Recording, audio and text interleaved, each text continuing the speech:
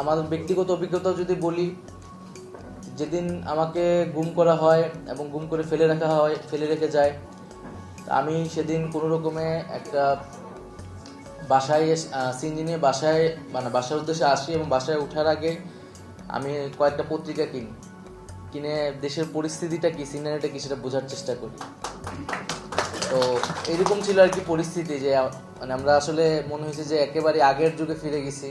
পত্রিকা দিয়ে একমাত্র খবর, এবং ডিবি অফিসে যখন ছিলাম কোনো রকমে লুকায় টোকায় কাউকে বলে ধার করে একটা পত্রিকা কোনো রকম আমরা অল্প সময়ের জন্য নিতে পারতাম, যে দেশের পরিস্থিতিকে একটু বোঝার জন্য। তো এরকম পরিস্থিতির মধ্যে দিয়ে আসলে আমরা গেছি, যে আমি যখন হাসপাতালে ছিলাম, হাসপাতালে আমার রুমে পত্রিকাও ঢুকতে দেওয়া হয় নাই। পত্রিকাকে এত ভয় পাওয়া শুরু করছে তারা তখন, যে আমার রুমে কোনো পত্রিকা ঢুকতে দেওয়া হয়নি।